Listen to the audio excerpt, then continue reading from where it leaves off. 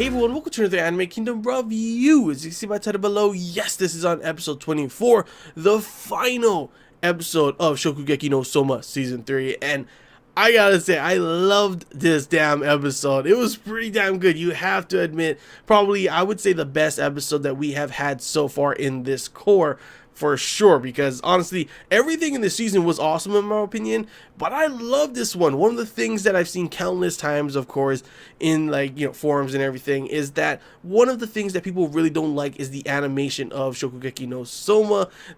Well, at least lately in these past few seasons and everything, it's kind of just, they say it's just like picture after picture after picture, and I guess as a manga reader where there is no animation, I of course am not as mad about it, especially considering with this type of anime, if it's like something that's very action packed, needs a lot of animating and moving around and stuff, then I totally understand. But with something like Shokugeki no Soma, and especially with how it's done and everything, I actually don't think they need that much of like crazy animation throughout. I think the animation quality throughout the season has been pretty damn good, and I may be in the minority honestly, but that's just how I feel. I think it was done pretty well, and this episode, if anything, you have to admit, was done better than even all the other episodes of this season for sure, hands down. But other than that, soundtrack once again awesome as always. Once again, I felt this episode was adapted pretty damn well from how the manga had happened when I read it,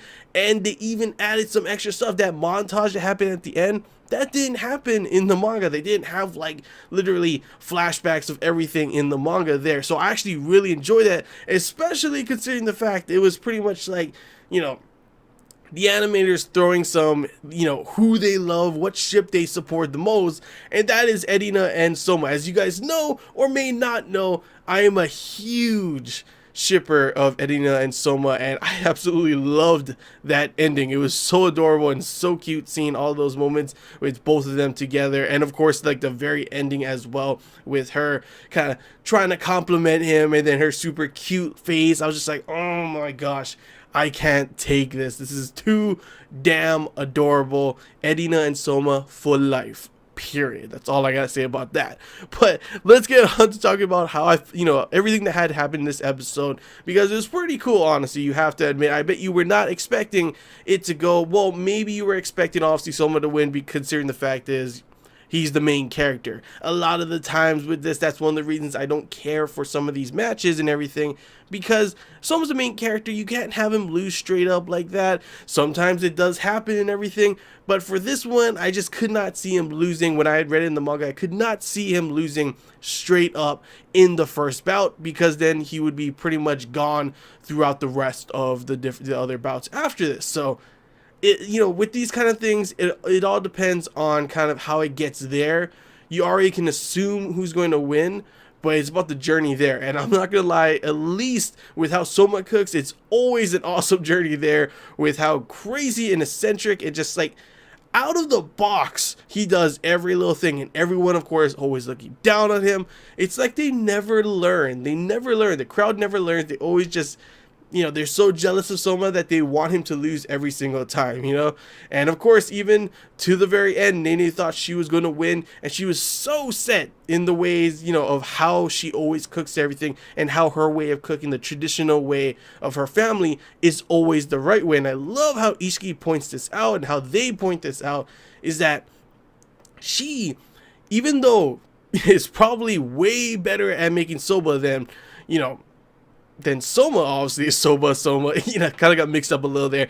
But even though she is obviously like been practicing her whole life to make soba and everything, and probably in a normal kind of environment and occurrence, this would normally be the right way. And there's honestly, you never know who may have won if it wasn't for this factor. But that's one of the reasons I love this battle, is because they actually had it a different type of thing, which is of course the environmental factor, where of course, for example, the temperature was one thing, where it's cold, and there was a whole bunch of factors that laid into the fact that the aroma for something like soba is a key thing, and she didn't account for that. And even though her dish was still, of course, amazing, and for goodness sakes, when they were eating it, it was like they were wondering, like, what happened to my food? What's going on? And I love the reference. You have to love the references that they put in this episode, like the girl who leapt through time one. Instead, it's the Soma who, leaps through time itself. And when I saw that in the manga, I absolutely cracked the hell up. I was like, wow, that's honestly, I did not expect them to throw in some, some stuff like that. That's for sure. That's for damn sure. But nonetheless, they looked like they enjoyed her dish a lot. It was so damn enjoyable and so damn addictive that they were like, where'd my food go? Oh, what the heck? What's going on?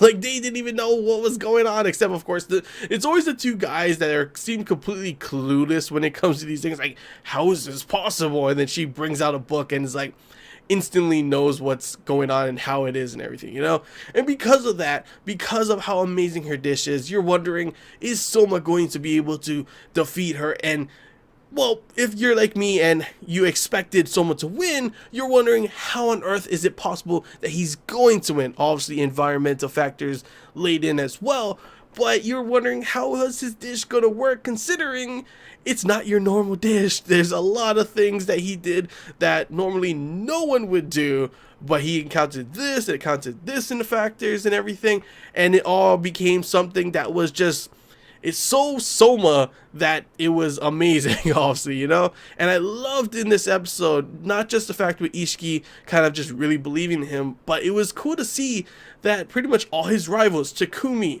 Alice, Hayama, Kurikiba, they were all like, they believe in him, they know he can win, and it was so awesome to see that kind of scene. Megumi was there too, obviously, but I mean, I love Megumi, but I don't really consider like they think of themselves as rivals, while the others definitely think of Soma as a rival, and then of course Edina as well.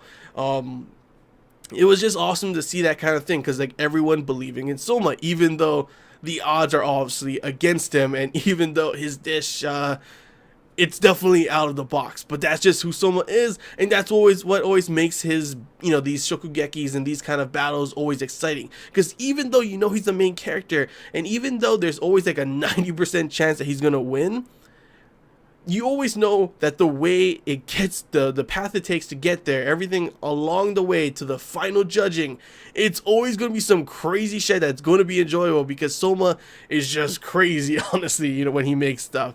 And then of course when he makes it too, there was of course another reference. Well, I didn't know this at first either when I had read in the manga, because honestly, I'll be straight up honest, I have not watched Your Name as of yet. Period. I know it's good, but I have not watched it yet. But what I've seen is a lot of people are saying that that part when they ate his food and everything was a Your Name reference. So if that is, that's pretty cool. If it's not, I don't know what people are talking about then. But nonetheless, that's just cool that there's two movie references in this one episode, and well, in the manga it was one chapter, because honestly you don't see that a lot, honestly, unless it's like Gintama. There's like references everywhere, but that's just the kind of series it is, honestly. So it was cool to see those kind of things in this episode, and overall I have to say it was, in my opinion, a pretty enjoyable battle. Nene always seeming like she was going to be better, Soma doing some crazy shit as of usual, and then of course the deciding factor isn't just because Soma's is better, but it's because he actually thought, and actually it was environmental factor, and of course the whole traditional kind of sense versus out of the box kind of sense, different and new. She, of course, is trained to always do this way of cooking, this type of noodle, because that is the best. She's been trained from pretty much as a kid, and I love the way they kind of had Ishiki talk about her childhood and how she is and everything, because it definitely kind of showed why she acts the way she is and how she cooks the way she does. So it was cool to see that as well animated, and overall, I gotta say, I definitely did enjoy this episode.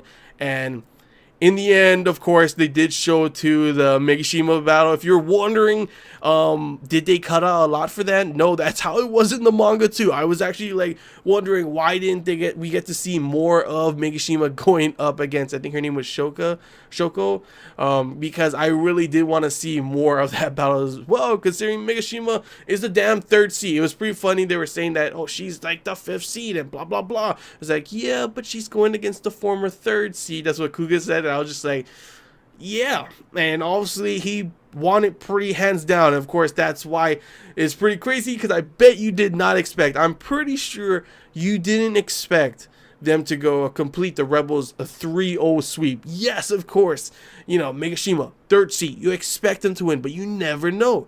Ishiki, in my opinion, when I watched this, I thought there was a chance that Ishiki may have not, this is before all the cooking had begun, by the way. If they were going to lose one, it would be Ishiki, somehow, some way, I don't know how. But once, of course, the guy ended up talking crap about the dorm and everything, the Polar Star dorm, I was like, no, Ishiki's going to win. You don't make him mad, and that's obviously why he won. Soma I expected to win, so if anything, there was a chance maybe Megashima would lose. And of course, there is also that thing at the end where Megashima says, you know, I won, so you gotta, you know, do your promise and everything. So that's a little thing you guys have to kind of look forward to when the season does come back as well.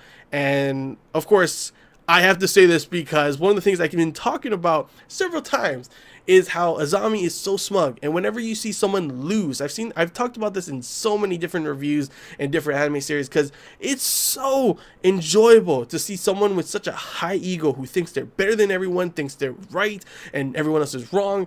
And when you see them start to show some frustration, or when they, you know, fall, it's always so much more enjoyable. And seeing him like biting his thumb as he's walking out, at first it seems like he's all okay with it and saying, okay, the next bout will be blah blah blah blah, we're gonna have a little break, and then he walks out like, I was like, thank you for that, thank you Azami, you suck, period. You know what I mean?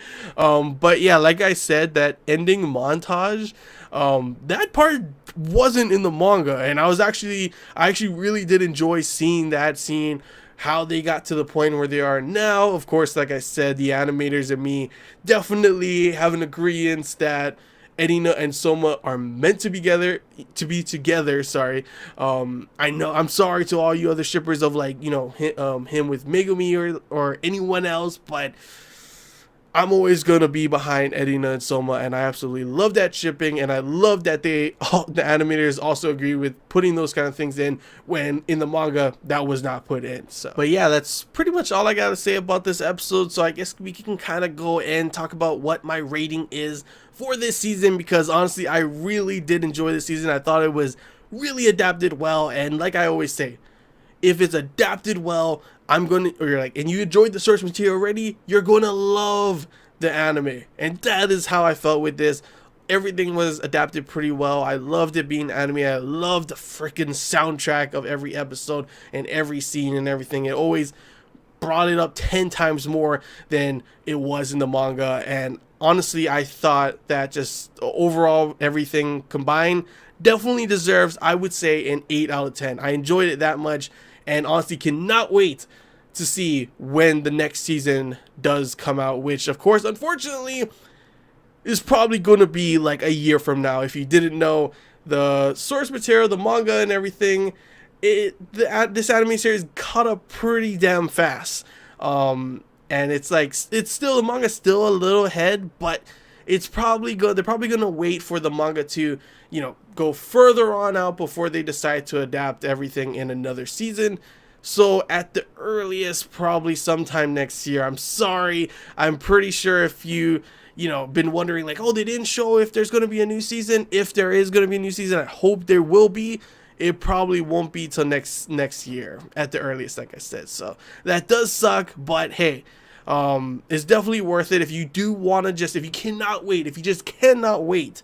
Trust me, the manga is pretty damn awesome, and I always would, you know, recommend reading it if you really cannot wait, because that's how I felt when I had originally watched the first Shokugeki no Soma season. I was like, you know what, I can't wait. I gotta read the manga, and absolutely loved it. And even when after watching the anime and already knowing how, you know, what happens and everything, like I said, it's a really good adaptation, and I would definitely recommend it for anyone, manga and anime. But yeah, that's all I really gotta say, guys. Hope you enjoyed this Anime Kingdom review. If you have any questions, feel free to comment below. If there's anything I'm missing you want to talk about, comment below as well. And if you did enjoy, don't forget to leave a like. If you haven't already, feel free to subscribe for more content. As always, guys, I want to hear your guys' thoughts. Anime watchers only. How did you feel about this episode? Did you enjoy it as much as I did? Did you not? Good, bad? Feel free to comment below whatever you guys thought. I really did think it was a pretty good episode, so it'd be cool to see what you guys thought as well, since you have not read the source material like I have. And then, of course, let's get on to the manga readers. How did you feel about this episode? Do you agree with me? Do you agree with my rating, both the anime watchers only and source material readers, manga readers? Do you agree with my rating of the entire season? Do you not? Feel free to comment below you guys' opinions and thoughts, because it's always awesome to hear what you guys think. You know, I gave you guys my thoughts and everything. I want to hear your guys, so feel free to comment below if you want to go ahead and do that. And yeah, that's all I gotta say, guys. So till next time, see ya.